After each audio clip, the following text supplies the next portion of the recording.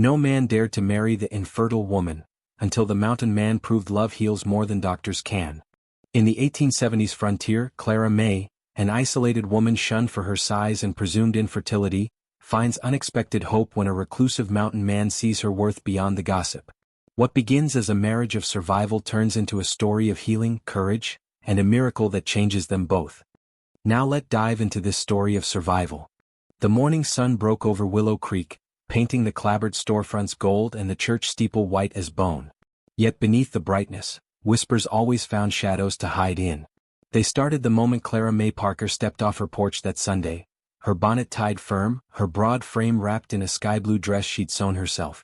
She carried a tin of cornbread under her arm, still warm for the church supper. Children stopped their play to stare. Women exchanged glances behind gloved hands. And the men, well, the men just looked away.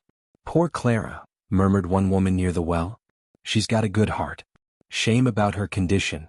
She'll never find a husband now," another said loud enough for her to hear.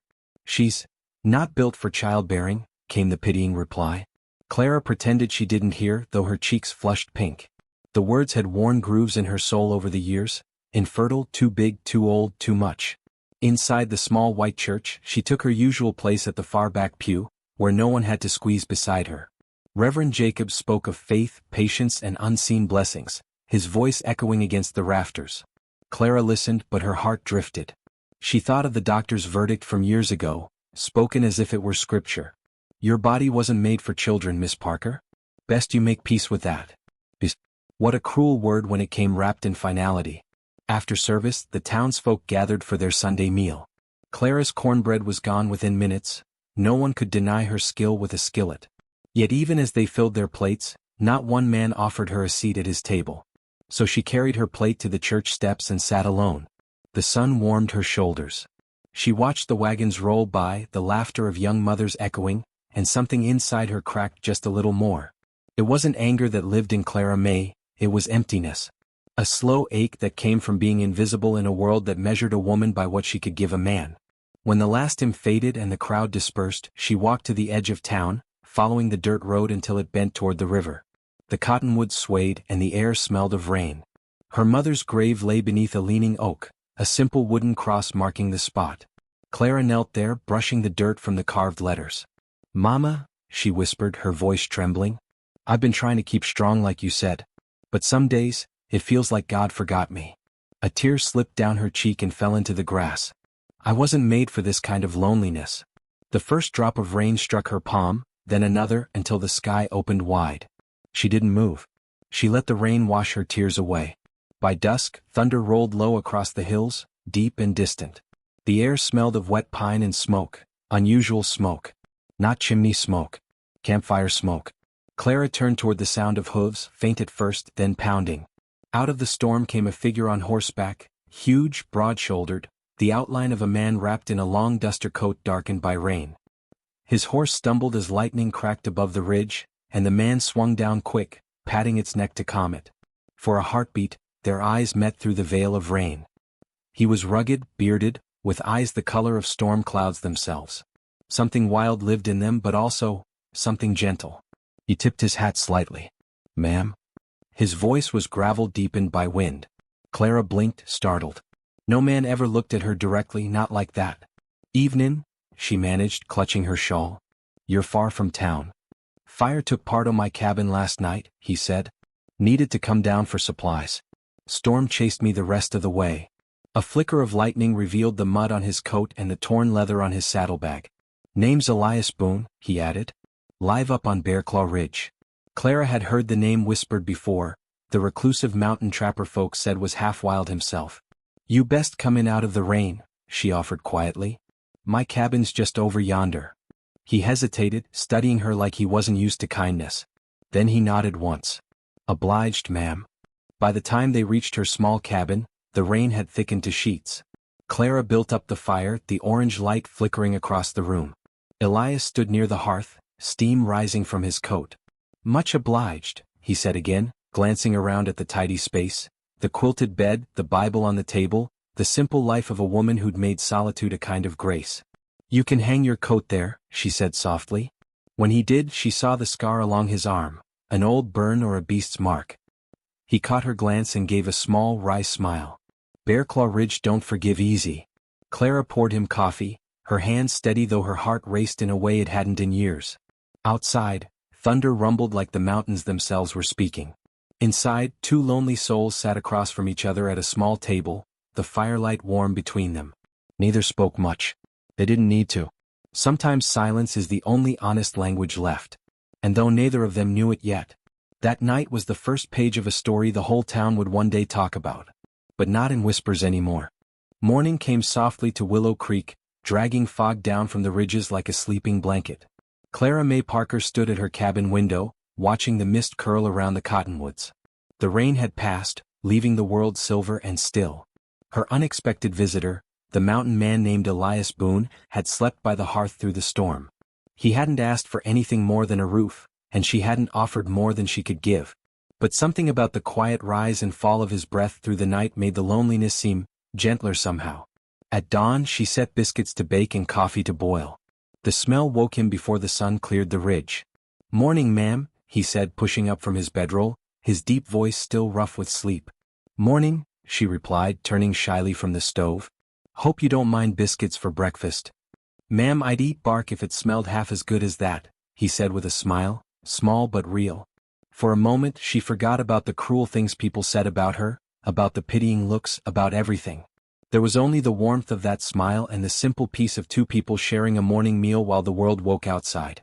After breakfast, Elias stepped out to check his horse. Clara followed, shawl drawn tight against the crisp air. The animal, a tall sorrel mare with a white blaze, had a slight limp. Elias crouched beside it, his big hands gentle as he checked the hoof. "She threw a shoe on the rocks last night," he muttered. "I'll have to find a blacksmith before heading back up." "Back up?" Clara asked. He nodded toward the hazy mountains beyond the pines. "Bear Claw Ridge. That's home." Clara had heard stories about that place all her life, how the winters were cruel, how only wolves and outlaws stayed through the snow. "You live up there alone?" "Mostly," he said. "Used to have a hunting partner. He didn't make it through last winter." She said nothing.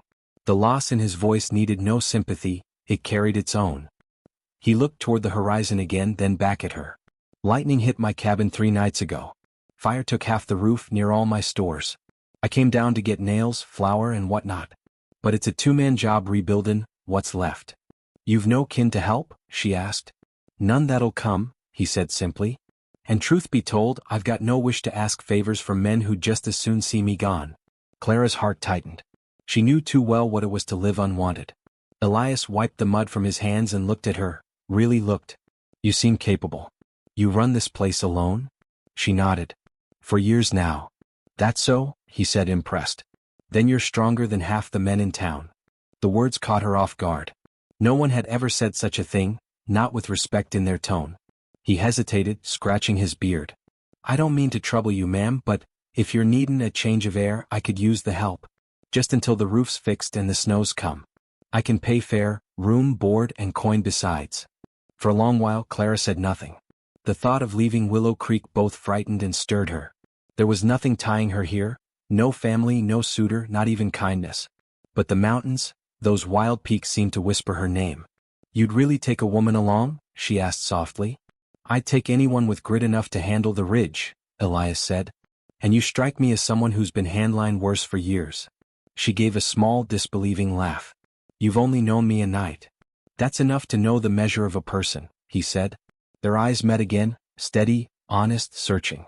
The kind of look that said he saw her not as a burden, not as gossip, but as a human being. Finally Clara took a deep breath. "All right, Mr. Boone. I'll go." He blinked, surprised. "You sure?" She nodded. "I've got nothing keeping me here, and the mountains, well, maybe I've been waiting for them all along." When word spread through Willow Creek that afternoon, the reaction was swift and merciless. "Did you hear?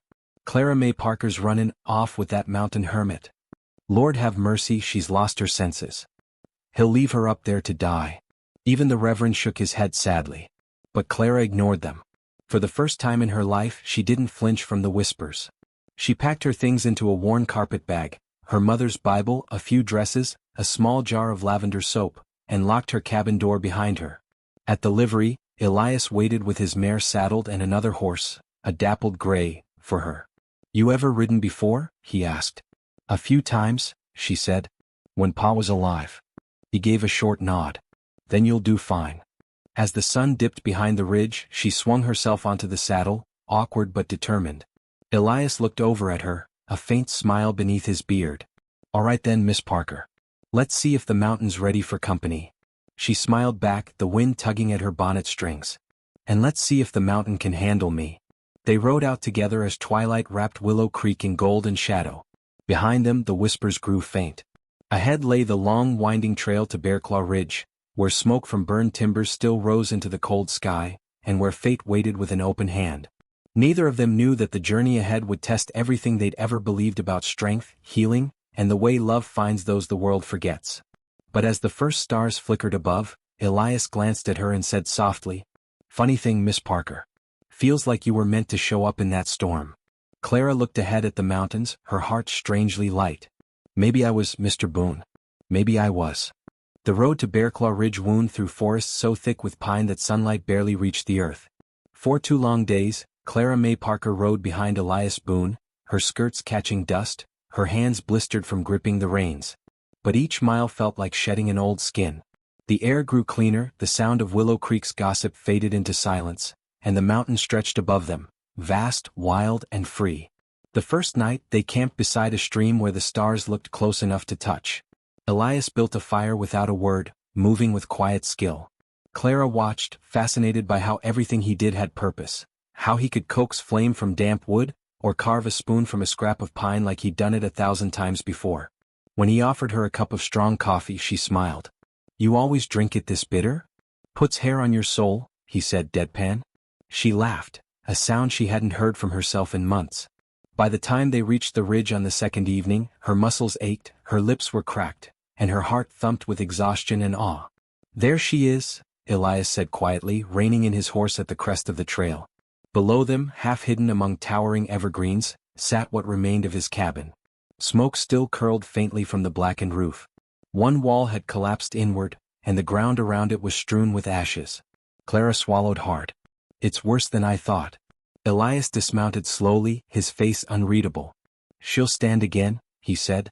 "She's made it through worse. So have I." There was no self-pity in his tone, just the steady certainty of a man who'd spent his life rebuilding from ruin. He helped Clara down from her horse. "We'll set up a lean-to for tonight," he said. "Tomorrow we start fresh." The night air on the ridge was colder, sharper. Clara huddled by the fire while Elias repaired the cabin door enough to keep out the wind. The forest hummed with night sounds, crickets, owls, and somewhere far off, the haunting call of a wolf. "You afraid of wolves, Miss Parker?" he asked as he sat down, passing her a tin plate of stew. "I've met worse creatures," she said softly. "Most of 'em wear shoes." He chuckled, the sound low and genuine. "You've got more grit than most." "I'm not sure grit's what kept me going," she admitted. "Maybe just stubborn hope." "That's the same thing where I come from," he said. They ate in silence for a while, the fire painting their faces in gold and shadow. Clara felt something shift between them, a quiet understanding that didn't need words. The next morning, Elias rose before dawn. When Clara stepped outside, she found him splitting logs, his axe rising and falling with smooth precision. "You don't sleep much, do you?" she asked. "Sleep's a luxury when there's work to do," he said. She rolled up her sleeves. "Then I best get started too." And she did. She swept out the cabin, patched holes in the roof with burlap, and sorted what could be salvaged from the charred wreck. Her hands were raw by midday, her dress smudged with soot, but she didn't care. For once, she wasn't doing chores to fill lonely hours, she was building something that mattered. When Elias saw her hauling water from the creek, he shook his head in half disbelief. "Didn't figure you for the kind that'd wrestle with logs and firewood." Clara met his gaze, her cheeks flushed with exertion. "You'd be surprised what I can handle when someone believes I can." He paused, resting his axe handle against his shoulder. "Well," he said slowly, "then I reckon I'll make it a habit to keep on believin'." Her breath caught at that. Not because of the words themselves, but because they were said so simply, like truth instead of flattery. Days turned into weeks. Together they rebuilt the cabin plank by plank. Clara learned how to thatch a roof, how to mend snares, how to read the sky for weather. Elias, in turn, began to soften. His silences no longer heavy but comfortable. Sometimes, when dusk settled and the pines glowed amber, He'd play a tune on a small harmonica he carried in his coat pocket. Clara would hum along while stirring stew. "You've got a fine voice," he said one night. She smiled faintly. "Not fine enough to turn heads in Willow Creek." He shrugged. "Then they've all gone deaf." It was the first time she blushed in years. By early autumn, the cabin stood whole again. Stronger than before, with a new roof, clean sawn walls, and a porch that faced the sunrise. Elias carved a simple wooden sign that read Boone Cabin and nailed it above the door. When he handed Clara a hammer to drive the final nail, he said quietly, "Can't say I could have done this without you." "You could have," she said. "But you didn't have to." For a moment they just stood there, wind whispering through the trees, smoke curling from the chimney, the world hushed around them. And in that quiet, Clara realized something she hadn't dared to before. For the first time in her life she belonged somewhere. That night as they sat by the fire, Elias poured 2 mugs of coffee and leaned back in his chair. "You ever think," he said, "how sometimes the worst thing that happens to you ends up being the best thing that could have?" She glanced at the rebuilt cabin, the warm glow spilling from its windows, the mountain holding them close. "I think," she said softly, "this might be one of those times." Elias smiled, slow, small but certain. "Ain't that the truth?" Outside, the wind carried the scent of pine and the promise of winter. Inside, 2 souls long thought broken were quietly beginning to mend. Autumn swept across Bearclaw Ridge in a rush of gold. Aspen leaves shimmered like coins in the wind, and the nights grew sharper, whispering of snow to come.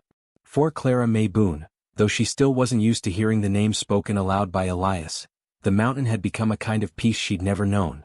The rhythm of chopping, cooking, mending, and tending soothed her. Each day began with the scent of pine and coffee, each night ended with a fire that cracked and hummed like an old friend. She still woke sometimes expecting to hear Willow Creek's gossip, the murmurs about her weight or her condition. But here only the wind spoke, and the mountain didn't care who she was or what she could or couldn't do. One crisp morning while gathering kindling, Clara heard Elias whistling from down the path, a habit he'd picked up since she arrived. His tune carried light through the pines. When he reached her, arms full of traps, he nodded toward the valley below. "Traders comin' through today," he said. "Brings flour, nails and news." Clara smiled. "I'm not sure which of those I need most." He chuckled. "Reckon news can wait. Flour can't." They met the trader by midday at the clearing where the ridge trail began. He was a wiry man with a sharp grin and a quicker tongue. "Well, I'll be," he said, squinting at Clara. "Didn't think the mountain man took company. Thought you lived alone, Boone." "Don't much care what folks think," Elias said flatly, unloading the man's pack mule. The trader smirked. "Oh, they'll be talkin', sure enough. Word travels faster than wolves." Clara pretended to busy herself with the supplies, but her heart sank. "What kind of talk?" Elias asked, his tone turning cold. The trader spat to the side. "That you hauled up one of Willow Creek's spinsters. Big gal, they said. Couldn't give no man a family, so she went and joined one that didn't need people anyway." Clara froze. Her hands trembled around the sack of flour. "Reckon they pity her more than anything," the trader went on, unaware, or uncaring, of the knife his words carried. "Say she's desperate followin' a man like you up here." Elias straightened slowly, the air around him shifting. He wasn't loud, he didn't need to be. "You'd best keep your mouth from wanderin' where it don't belong," he said. The trader's smirk faltered. He gathered his reins and muttered something about just talk, then disappeared down the trail, hooves clattering against the rock. For a long time neither Clara nor Elias spoke. Back at the cabin, Clara tried to keep busy, kneading dough, sweeping floors, folding linens. But her mind kept replaying the trader's words, the laughter behind them, the pity. That night, when the fire burned low, Elias looked up from mending his coat. "You've been quiet," he said. She didn't look up. "Just tired." "You ain't the kind to hide behind lies, Clara." Her breath hitched. He always saw straight through her. Finally she whispered, "I thought I'd left it behind, the gossip, the whispers. But it's followed me even here." Elias set his work aside.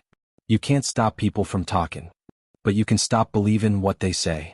She turned to him, her eyes shimmering in the firelight. "You don't understand. They've always looked at me like I'm broken. Like I'm less."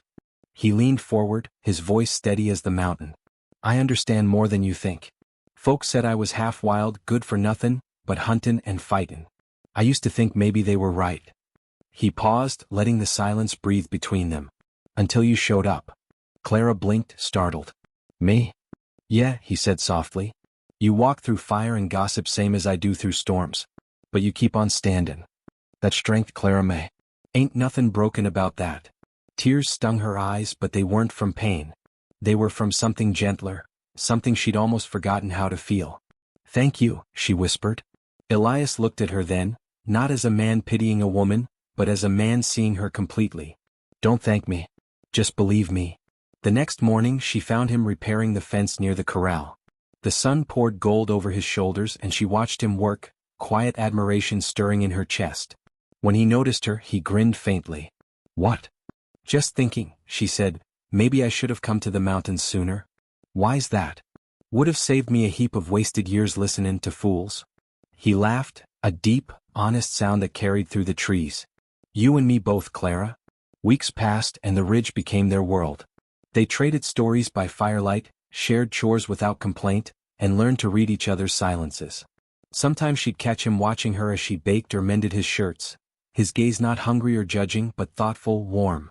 The kind of look that made her heartbeat stumble. One evening as she hung laundry by the creek, he approached carrying a small wooden box. What's that? She asked. He handed it to her shyly. Something I made. Figured you might use it. Inside lay a comb, carved smooth from birch, polished until it gleamed. Clara ran her fingers along the handle, her throat tightening. It's beautiful. Guess I'm better at making things than talking about 'em, he said. She smiled softly. Then I'll keep it safe. Like everything else you've built for me. And as the wind stirred through the pines, carrying whispers of old gossip long lost in distance, Clara realized something miraculous had happened. She didn't care what they said anymore. Because for the first time in her life, someone saw her as enough. Snow came early to Bear Claw Ridge that year. One morning Clara woke to silence so thick it felt holy. The world outside the cabin was buried under white, the pines bowed low with the weight of it. Smoke curled from the chimney, and Elias's steady movements near the hearth filled the room with a quiet rhythm of safety. 4 months they'd lived side by side like two old souls learning to trust warmth again. Now as the season turned, that warmth was about to be tested. Elias stood by the door pulling on his coat. Storm's deepenin', he said, glancing through the frosted window. I'll check the traps before they get buried. Won't be gone long. Clara frowned. You shouldn't go far in this weather. He smiled that half smile of his. Ain't my first winter, darlin'. Be back by sundown. She hesitated, feeling a twist of worry in her chest, but she didn't argue. He was a man of the wild. The mountain was his home. Still, when the door closed behind him, the cabin felt suddenly too big, too empty. Hours passed. The light outside dimmed from gray to silver, then to a suffocating blue as the snow thickened. Clara stoked the fire again and again, glancing toward the door each time the wind howled. By dusk, the worry had turned to dread. She bundled herself in Elias's spare coat, huge on her frame, and stepped outside. The wind hit her like a living thing, biting, tearing, shrieking through the trees. She could barely see 5 feet ahead. Elias, she shouted, her voice vanishing into the storm. No answer. Heart pounding, she trudged through the drifts, following the faint tracks that led into the woods. Snow filled them fast, but she kept going, the cold burning her lungs, her fingers numb. Finally, near a frozen stream, she saw a dark shape half buried under a fallen branch. Elias. She dropped to her knees, brushing snow from his face. His skin was pale, his lips blue. The branch had pinned his leg. Hold on, she whispered, tears freezing on her cheeks. Hold on. She tried lifting the branch, but it wouldn't budge. Desperation gave her strength. She wedged her shoulder under it, heaved with everything she had. Her muscles screamed, her breath came ragged, but the branch finally rolled aside. Come on, Elias, she murmured, shaking him. You're not dying here. He stirred faintly, his voice rough. Told you not to worry. Her heart broke and healed in the same moment. You're an idiot, she sobbed, pulling his arm over her shoulder. A stubborn, impossible idiot.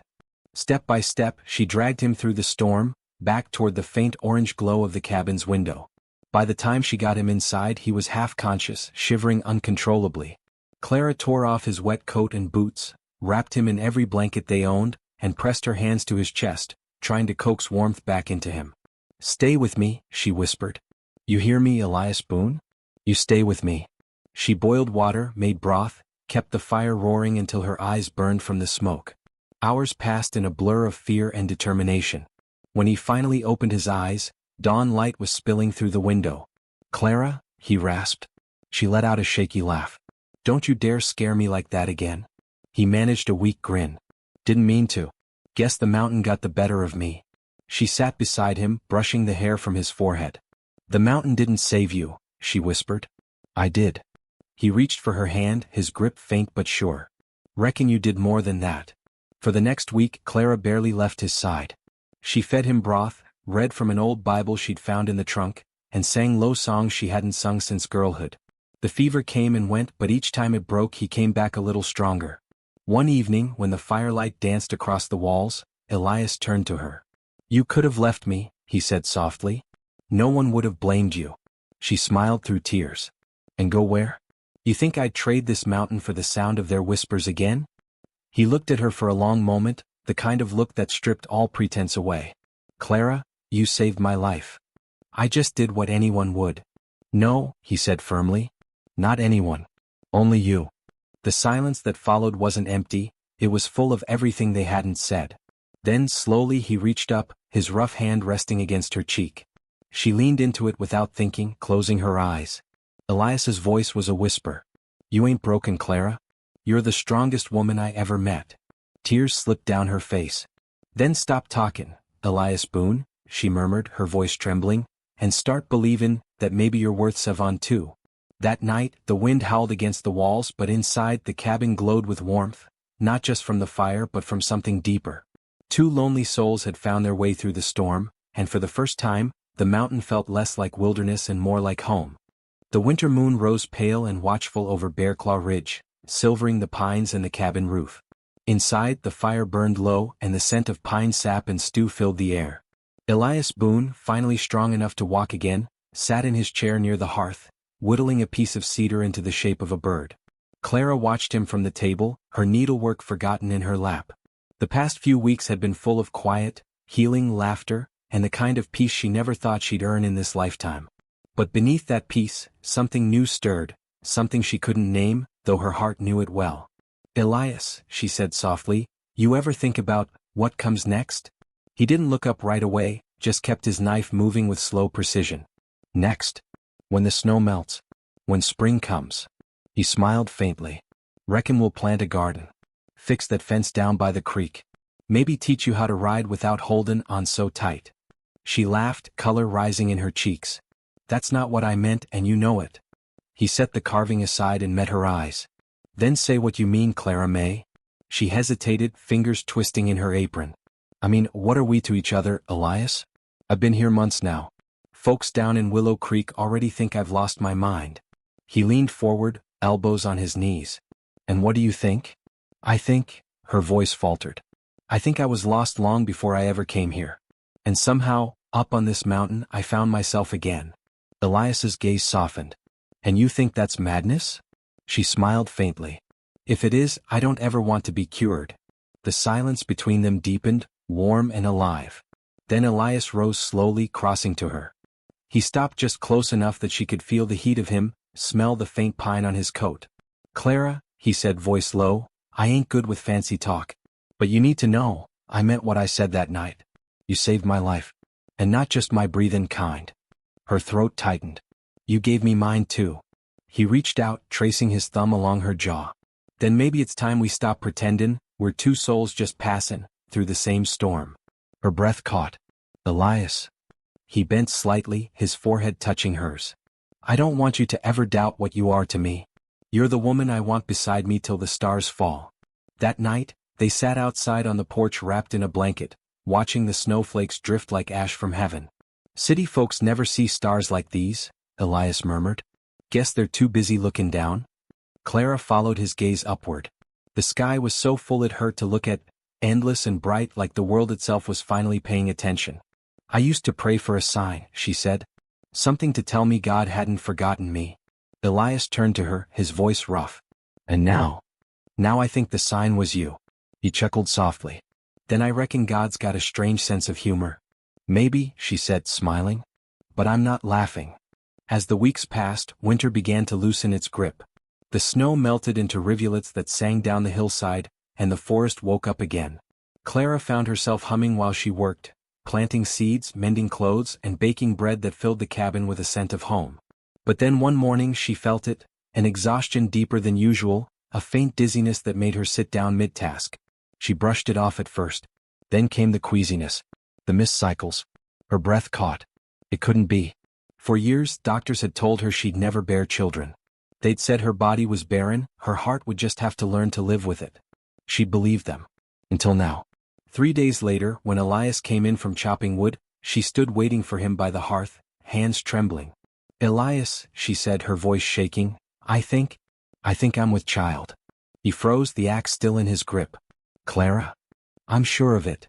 Tears welled in her eyes. "The doctors were wrong. I don't know how, but—" Before she could finish, he crossed the room and pulled her into his arms, lifting her clean off her feet. "Then to hell with what they said," he whispered against her hair. "This mountain's been growing miracles since the day I found you." She laughed through tears. "You think this is a miracle?" "I know it is," he said. "You were never barren, Clara. Just needed the right kind of love to bring life back to you." That night, beneath the blanket of stars, Elias knelt in front of her and pressed his forehead to her belly, reverent and awed. "You carry in more than my child," he murmured. "You carry every hope I ever lost." She ran her fingers through his hair, tears spilling down her cheeks. "And you," she whispered, "gave me back everything I thought was gone." The stars burned bright above them, silent witnesses to the kind of love that didn't need vows or papers, just two souls healed by faith, by patience, and by the wild grace of a mountain that had seen too much sorrow to turn them away. Spring came early to Bearclaw Ridge, soft and full of promise. Snow melted into laughter in the streams, wildflowers broke through the thawing ground, and the cabin that had once been a place of pain now brimmed with warmth and purpose. Clara's hands were round with life now, her figure full and glowing. The woman who once hid her face from mirrors now caught herself smiling at her reflection, her heart echoing the hum of the mountain wind. Elias Boone never strayed far from her side. He built a cradle by hand from pine, smooth and sturdy, carved with tiny stars along the edges. When she teased him for counting each carving like prayer beads, he'd grin and say, "I'm buildin' the safest sky this child'll ever sleep under." As her belly grew, so did the whispers down in Willow Creek. "She's with child? Impossible. Must be a lie. Or the devil's trick." But the couple never went to town anymore. The ridge was their world, its streams their lullabies, its trees their shelter. Still, one April morning, the past came riding up the mountain in the form of Pastor Wilkes and 2 townsfolk. They arrived uninvited, dust rising behind their horses, their faces a mix of pity and judgment. Elias met them at the gate, his stance calm but firm. "Afternoon, Pastor," he said, resting a hand on the fence post. "What brings you this high up?" The preacher cleared his throat. "We come with concern, Elias. The good people of Willow Creek have heard strange talk, that the Parker woman is expectant. You know as well as I that she's barren." Elias's eyes darkened like a storm rolling over the ridge. "You rode all this way to tell me what you think you know?" Clara stepped out onto the porch, her dress stretched over her rounded belly, sunlight catching the copper of her hair. She didn't hide anymore. "Pastor," she said, voice steady but kind, "you once told me God's will can't be questioned. So tell me, why do you question it now?" Wilkes faltered. The woman before him wasn't the timid, trembling girl from the church pew. She was radiant, powerful, whole. "I only wish to protect you, child." Elias's voice was quiet but strong. "You can protect her best by leaving her in peace. The mountain's done more for her than your gossip ever did." The preacher looked between them, saw the truth written plain in their eyes, and knew there was nothing more to say. With a stiff nod, he turned his horse and rode back down the trail. That evening the air turned gold with sunset. Elias sat beside Clara on the porch steps, his rough hand covering hers. "Reckon that's the last of 'em," he said. She smiled. "Let 'em talk. They've been talking my whole life." He chuckled softly. "They'll have to find something else to whisper about soon enough." Her eyes met his, warm and teasing. "Oh, and what'll that be?" "About how a mountain man married the prettiest miracle he ever met." Her heart swelled so full it ached. "Married Elias Boone? You a skin proper this time?" He rose, kneeling before her with that crooked grin. From his pocket he pulled a ring, simple silver carved from a coin he'd saved since boyhood. "Proper as I know how," he said. "Clara May Parker, will you keep this mountain wild with me?" Tears spilled down her cheeks as she whispered, "Till the end of every season." The child came one summer morning, just as the dawn touched the ridge. Elias held her hand through every cry, every tremor, whispering words of courage. When the baby's first cry filled the cabin, the sound was soft but fierce, like the forest itself taking breath. "It's a girl," Clara wept, holding the tiny bundle to her chest. Elias's eyes glistened. Strong as her mama already. The baby's hair was dark as pine bark, her skin soft as dawn light. They named her Hope Boone, because that's what she was in every way that mattered. Weeks later, Clara stood on the porch, rocking little Hope in her arms while Elias worked on the fence below. The valley spread wide and green before her, sunlight glinting off the stream. She thought of all she'd endured, the shame, the cruel laughter, the cold nights alone, and how it had all led her here. "Elias," she called softly. He looked up, shading his eyes. "Yeah, darlin'?" She smiled, her voice trembling with gratitude. "We made it." He smiled back, slow and sure. "Ain't that the truth?" That night, as stars spilled across the heavens, Clara and Elias lay side by side, their daughter asleep between them. Elias whispered, "You ever think how the world called you barren?" She nodded.